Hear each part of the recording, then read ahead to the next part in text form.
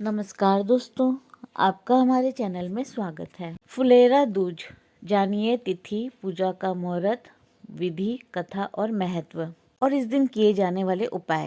दोस्तों, फाल्गुन मास के शुक्ल पक्ष की द्वितीया तिथि को फुलेरा दूज का त्यौहार मनाया जाता है। इस त्यौहार को सबसे महत्वपूर्ण और शुभ दिनों में से एक माना जाता है, क्योंकि यह दिन किसी भी तरह के हानिकारक प्रभाव और दोषों से प्रभावित नहीं होता। ज्योतिष शास्त्र में इसे अबूझ मुहूर्त माना जाता है, अतः इस दिन बिना मुहूर्त देखे ही सभी प्रकार के शुभ और मांगलिक कार्य को करना लाभदायी माना जाता है। इस बार शुभ नामक योग का निर्माण हो रहा है, जो कि मांगलिक कार्यों के लिए अति मंगलकारी माना जाता है। उत्तर भारत के राज्यों में ज़्यादातर शादी समारोह फुलेरा दूज के संध्या पर होते हैं।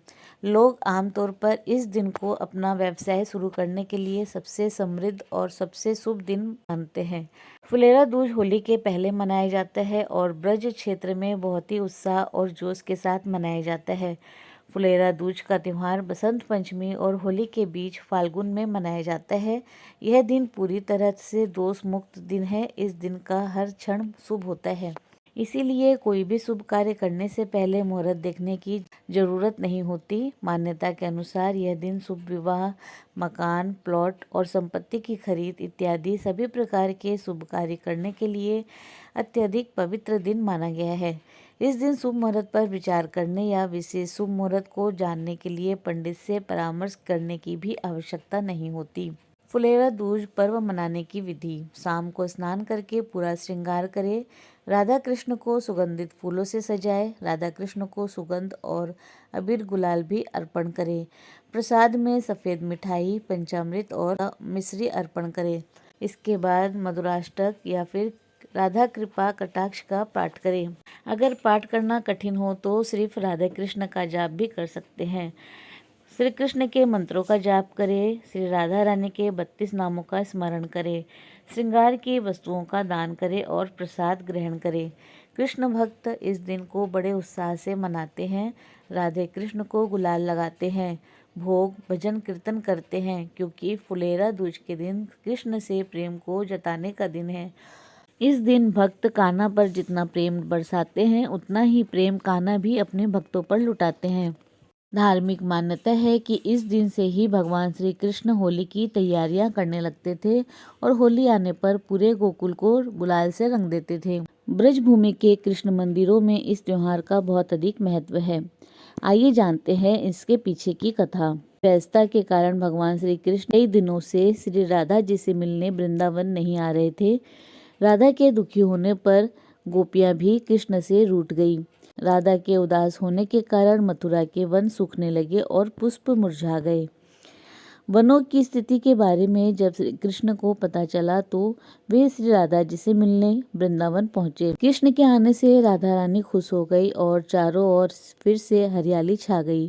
कृष्ण ने खिल रहे पुष्पों को तोड़ लिया और राधा को छेड़ने के लिए उन पर फेंक दिया। श्री राधा जी ने भी ऐसा ही श्री कृष्ण के साथ किया। यह देखकर वहां पर मौजूद गोपियां और ग्वालों ने भी एक दूसरे पर फूल बरसाने शुरू कर दिए। कहते हैं कि तभी से हर साल मथुरा वृंदावन में फूलों की होली खेली जाने लगी। इस दिन मथुरा और वृंदावन के सभी मंदिरों को फूलों से सजाया जाता है और फूलों की होली खेली जाती है। फुलेरा दूज का उत्सव उत्तर भारत के गाँवों में बड़ी धूमधाम से मनाया जाता है। इस त्योहार को फूलों से रंगोली बनाकर श्री राधा कृष्ण का विशेष रूप से फूलों से श्रृंगार करके उनका पूजन किया जाता है। श्री राधा कृष्ण के आशीर्वाद को पाने के लिए फुलेरा दूज के ये उपाय जरूर करें। इस दिन भगवान श्री कृष्ण और राधा जी की पूजा की जाती है और इस दिन दोनों पर गुलाल जरूर अर्पण करना चाहिए, क्योंकि इस दिन से होली की शुरुआत होती है। फुलेरा दूज पर श्री राधा कृष्ण को जो गुलाल अर्पण किया जाता है, इस गुलाल को अपने पैरों में न आने दे। फुलेरा दूज पर श्री राधा कृष्ण को रंग बिरंगे फूल अर्पण करने से परस्पर प्यार बढ़ता है। इस दिन श्री राधा कृष्ण के मंदिर जाकर दर्शन जरूर करें। ऐसा करना बहुत शुभ माना जाता है। इस दिन राधा जी को श्रृंगार की वस्तुएं जरूर अर्पण करें और उनमें से कोई चीज अपने पास संभाल कर रख ले। ऐसा करने से जल्द विवाह होगा। आप चाहे तो इस दिन बिना किसी मुहूर्त के भी विवाह कर सकते हैं। फुलेरा दूज पर किसी का भी अपमान ना करें, प्रेमी का तो बिल्कुल भी नहीं, इसी तरह घर के वरिष्ठों का भी नहीं। यह शुभ फलदायक माना जाता है। फुलेरा दूज पर सभी मांगलिक कार्य करें। गाय को भोजन कराने से शुभ फलों की प्राप्ति होती है और सभी दुख दूर हो जाते हैं। इस दिन भूलकर भी मांसाहार का सेवन ना करें, शराब के सेवन से भी दूर रहे। पूजा के बाद सात्विक भोजन ही करें। गाय, मयूर और छोटी बछिया को आहार दे। दूज के दिन किसी की भी निंदा ना करे, किसी कृष्ण भक्त का अपमान ना करे, किसी से झगड़ा झमेला भी ना करे। इस दिन भगवान श्री कृष्ण और राधा की पूजा करने से दाम्पत्य जीवन में मधुरता आती है और प्रेम बना रहता है। अगर आप अपने प्रेमी को पाने के लिए पूजन कर रहे हैं तो गुलाबी रंग के वस्त्र धारण करें। इस दिन अपने सोने के पलंग के नीचे की गंदगी साफ करके पलंग के चारों पैरों में गुलाबी धागा बांधे और सोने के लिए एक ही तकिए का प्रयोग करें। ढेर सारे तकियों का प्रयोग ना करें।